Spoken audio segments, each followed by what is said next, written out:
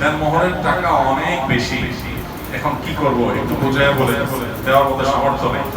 আরে বেচারা দেওয়ার মতো সামর্থ্য নাই তো বিয়ে করতে বলছে কেন?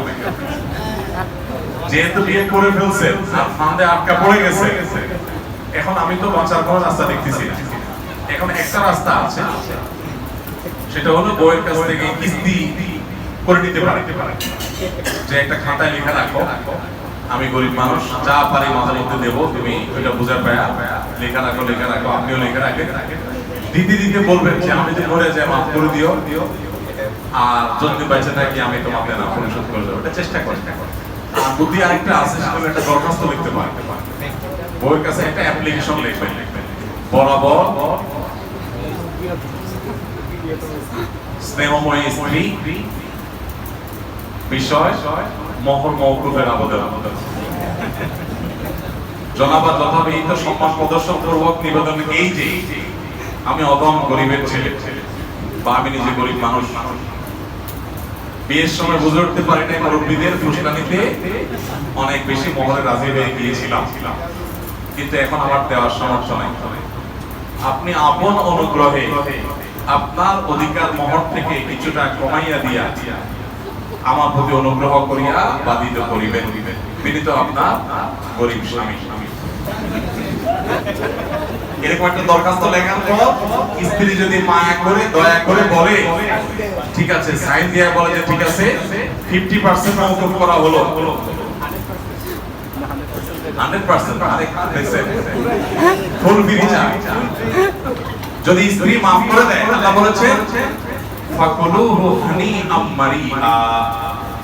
তোমাদের স্ত্রীরা যদি তোমাদের সিরিয়াস ইস্যু, স্ত্রী যদি তোমাকে নিজে থেকে বলে ঠিক আছে মরণের অংশ আমার দেওয়া লাগবে না, সেটা তো আসলে সহজে পাবেন না। বউয়ের সাথে যে আচরণ খারাপ করেন, বউকে মওকুফ করবে, বলবে চান্দে পড়ায় ঘন্টায় সব বুঝে নেবে, কোনো মাপ নাই, দুনিয়াতে দিবা না আখিরাতে দিবা। আর যদি আগে ভাগে ভদ্র ছেলের মতো থাকেন, সুন্দর আচরণ করেন, গালিগালাজ না করেন, ব্যবহার ভালো করেন, তাহলে দরখাস্ত করলে ফুসকালে ফাসকালে মাপ টাপ চাইলে হয়তো মাপ পাইতে পারে। সিরিয়াস হাসির শোনা স্ত্রীর যে মহারণা এটা পরিশোধ করতে হবে ভাই। অনেকে আমরা এই মাসআলা জানি না। আপনি যদি মারা যান, আপনার বউয়ের মোহর দেওয়া ছাড়া আপনার যে সম্পদ আছে এই সম্পদগুলো ভাগযোগ পরে হবে, আগে স্ত্রীর মোহর এখান থেকে পরিশোধ হবে, তারপরে থাকলে ছেলে মেয়ে অন্য ভাগ পাবে। জিনিসটা ছেলে খেলা না। অনেকে আমরা মনে করি যে মোহর এটা মনে একটা ঘটনার কথা, এমনি ধরতে হয় বলে এটা দেওয়া লাগে না। এটা সিরিয়াস, এটা পাওয়া একটা দেনা স্ত্রীর কাছে আপনার দিতে হবে। আমি যে দরখাস্তের কথা বলেছি একটু মজা করি, এর মানে এই না যে আসলে আপনি তার কাছে মাপ না চাইলে চলবে, হয় দিবেন আর না হলে তার কাছ থেকে মাপ চাইবেন। মাপ চাওয়ার জন্য আরেকটা বুদ্ধি আছে, সেটা হলো স্ত্রী যদি দেখেন যে মাপও করবে না, একটু শক্ত মহিলা, তাহলে বলবেন এক কাজ করো, তোমার যে ঘরোয়া কাজ এগুলো আমার কিছু দাও, আইবাদের দোয়া তরকারি কিছু কাজ আমি করি, এর বিনিময়ে কিছু টাকা দেবে কাজ। মানে এক কথায় বউয়ের কাছ থেকে কিভাবে আদায় করবে সেটা আপনি জানেন, কিন্তু মা আপনাকে আদায় করতে হবে, আর না হলে তার টাকাটা তাকে পরিশোধ।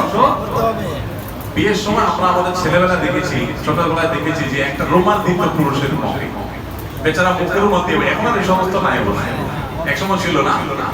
আমার প্রায় মনে হতো যে এই রুমালটা বেচারা মুখে কেন দিয়ে রাখছে। মানুষ সাধারণত গরুর মুখে ইয়াতে যাতে ঘাস না খায়, বেচারা মুখে রুমাল দিছে কেন?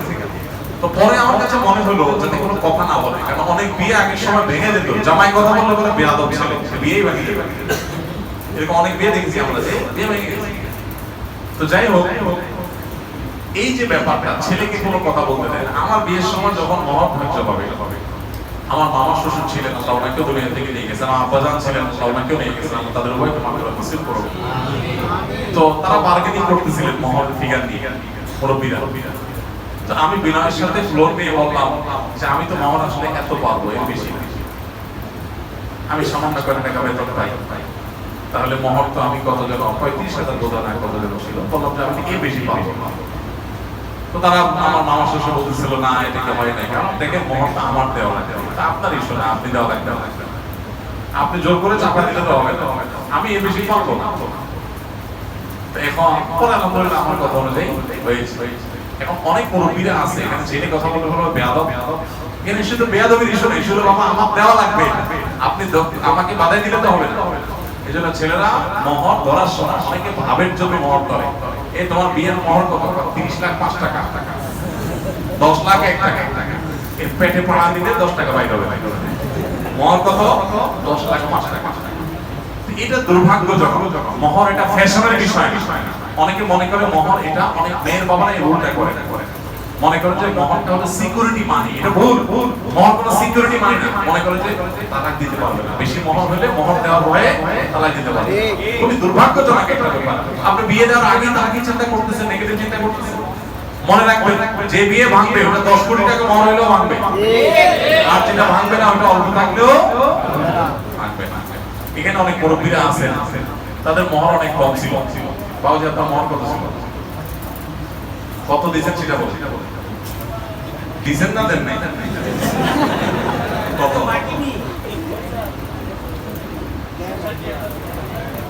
কি বলেন না? 8500 টাকা মনে হয়, 8500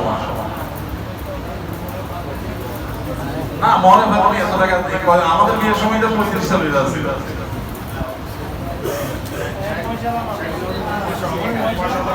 পয়সা না মানে তো আপনি এত কম দেওয়া কি করেন? আপনি চাচ্ছিলেন আরো বেশি দেওয়া, এটা সামর্থ্য বেশি থাকলে বেশি দিবেন, সমস্যা নেই। আচ্ছা এখন দিয়ে এখন দিয়ে অনেকেই আছে, অনেক মুরব্বীরা আছেন যে 5 টাকা 10 টাকা